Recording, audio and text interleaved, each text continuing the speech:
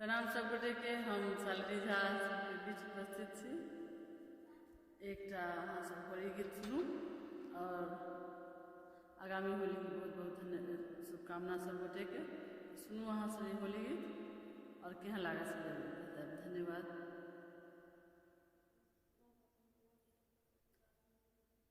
तुमरे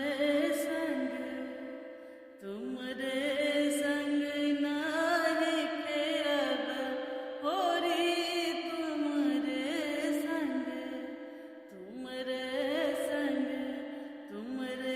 संग नाही खेलब होरी, तुमरे संग फागुन में हम फगुआ खेलायब, फागुन में हम फगुआ खेलायब, फागुन में हम फगुआ खेलायब, चैत खेलब बरजोरी हो, चैत खेलब बरजोरी हो,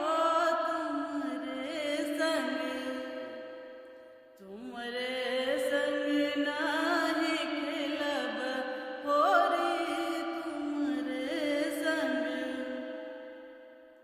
बैसाख ही में सखी गर्मी लगतू है, बैसाख में सखी गर्मी लगतू है, बैसाख ही में सखी गर्मी लगतू है, जेठक गर्म मचे भोरी हो, जेठक गर्म मचे भोरी,